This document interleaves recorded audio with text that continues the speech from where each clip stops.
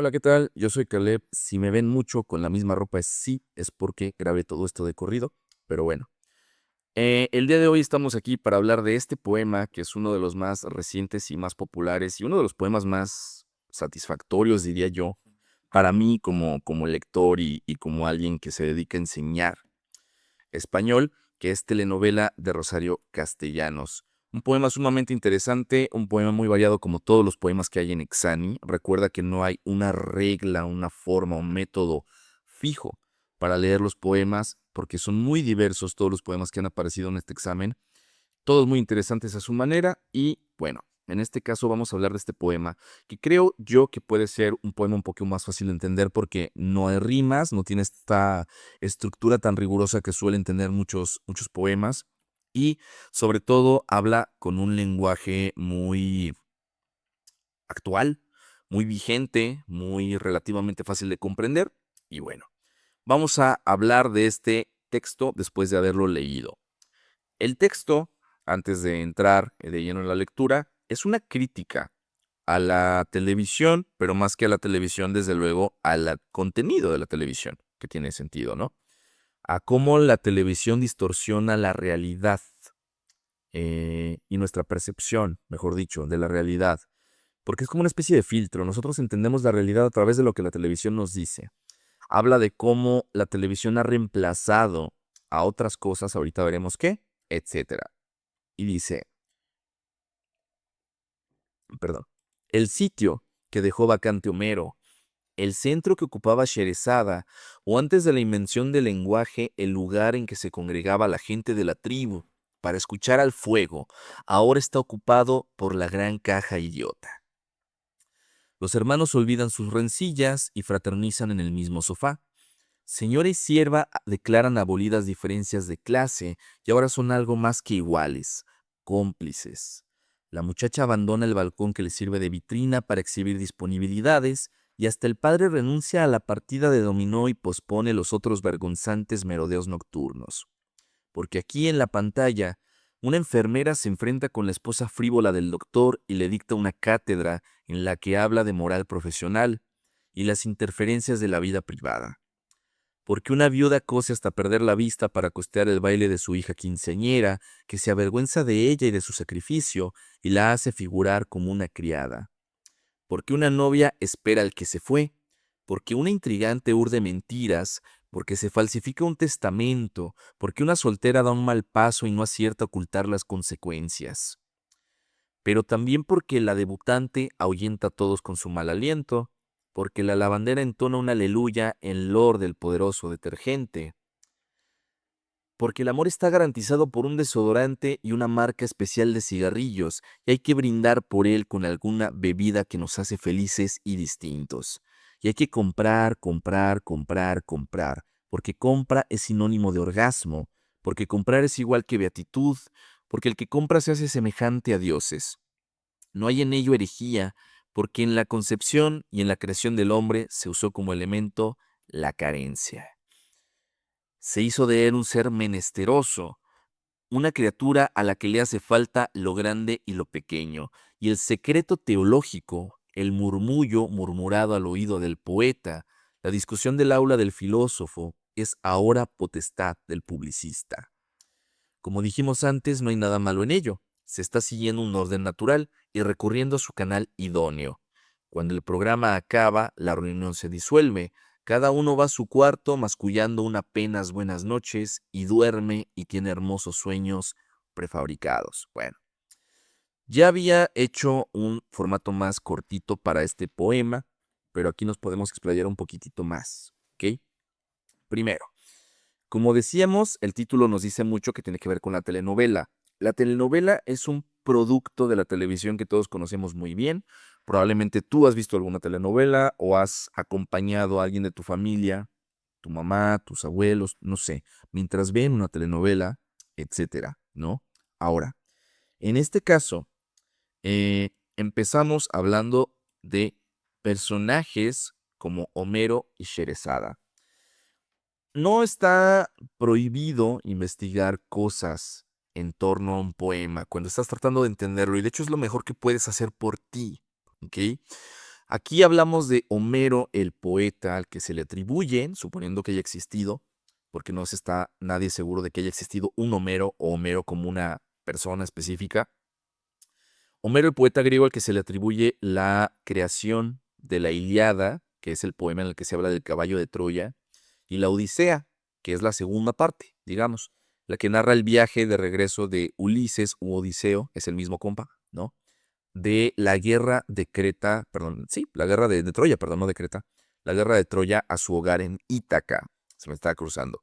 Pero bueno, Homero y Sherezada, que es un personaje de las Mil y una Noches, que es una narradora de historias que le cuenta historias cada noche al sultán para evitar que la mate, ¿sí? Le cuenta una historia hasta que lo duerme y así evita que la ejecuten, ¿ok? Si les llama la atención, búsquenlo, está en internet, es gratuito, Las Mil y una Noches, la Ilíada de Odisea, sobra.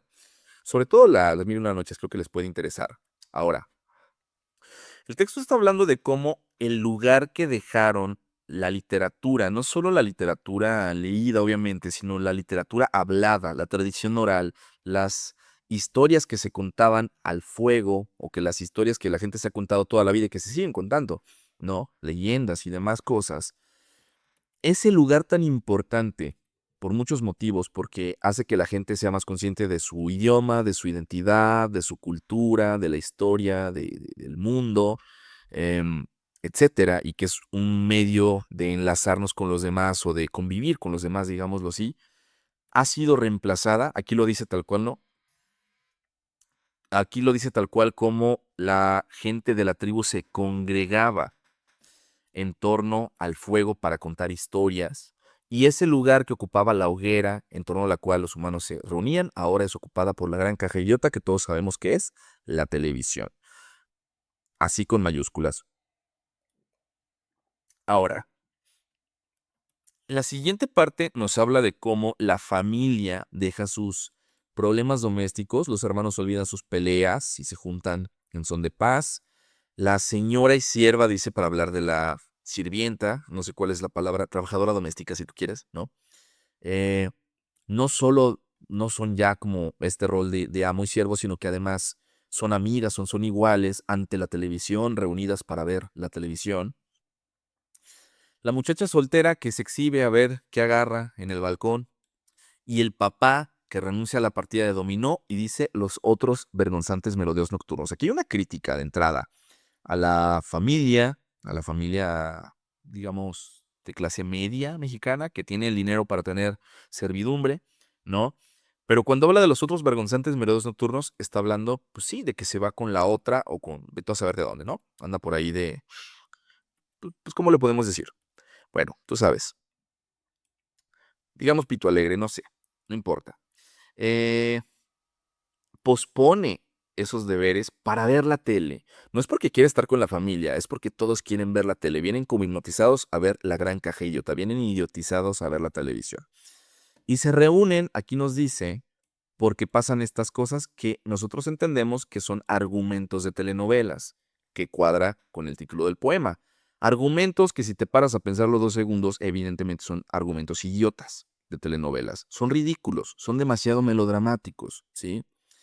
Porque la enfermera le enseña a la esposa frívola del doctor sobre moral, ¿no? Porque esta me hace pensar mucho en la novela de Teresa, que muchos lo ubicarán. Si no la han visto, yo no la he visto, pero sé de qué se trata, ¿no? De esta chica que se avergüenza de su mamá, que la trata como criada porque no tiene dinero, pero la mamá cosió hasta quedarse ciega para pagarle sus 15 y es súper ingrato. Esa es exagerada, es exagerado, ¿ok? Bueno. Eh, y los demás, ¿no? La novia que espera que regrese el novio o el prometido, un intrigante que urde mentiras, alguien que falsifica un testamento para quedarse con la herencia familiar, ya sabes, los terrenos de la abuela, ¿no? Y una soltera que da un mal paso, es decir, que se embaraza y no puede ocultar su embarazo, ¿no? Entonces, súper crítica. Esto es lo que reúne a estas personas en torno a la televisión y los hace olvidarse de sus problemas. Estas historias tan ridículas, ¿no? Pero luego, y esto también es una parte muy interesante, para mí es la parte más interesante del poema, habla de la publicidad, porque la realidad no solo se distorsiona a través de las telenovelas, sino también del argumento de los comerciales que nos narran pequeñas historias, ¿no? ya que habla de cómo, por ejemplo, la lavandera alaba al detergente o cómo el amor está garantizado por un desodorante, lo cual me hace pensar siempre en el desodorante Axe, porque durante mucho tiempo tuvo una publicidad que más o menos consistía en eso. No vamos a andar en eso, puedes buscar comerciales de Axe aquí en YouTube, pero bueno. También es absurdo, pero nos implanta ideas, ¿no? Ideas de que lo que pasa en las telenovelas es real y ideas de que lo que hay en los comerciales es cierto y necesario, ¿no? Y como dice aquí, hay que comprar, comprar, comprar, porque al final la televisión no solo nos hipnotiza con este tipo de historias ridículas, sino que además nos impone este tipo de necesidades, porque comprar se vuelve una necesidad por el comprar mismo, ¿no? La compra es placentera, por eso es sinónimo de orgasmo. La compra es beatitud, es como mejor persona, al grado que te vuelves semejante a dioses por comprar ese producto que te hace falta para mejorar, para tener algo que no tenías, para etcétera, ¿no? Ahora, aquí dice que no hay una herejía o no hay nada prohibido en imponernos este tipo de historias en la televisión, porque finalmente el ser humano, el hombre, siempre ha sido un ser necesitado. Eso es lo que significa la palabra menesteroso. Si nos topamos con una idea, una palabra que no comprendemos, por supuesto que la vamos a buscar en internet, ¿verdad? Bueno, eso es lo mejor que puedes hacer por ti para adquirir más vocabulario. Leer estos textos, pero luego tratar de entenderlos con tu propio esfuerzo, buscando palabras y demás. Ahora, algo bien importante que parece que queda relegado a un segundo plano, porque pues ya pasamos por todo esto de la familia, las novelas, los comerciales, etcétera, es esta partecita de aquí, que no solo pasa que estamos invadidos por estas historias que nos hipnotizan y que alteran nuestra realidad, sino que pasa esto.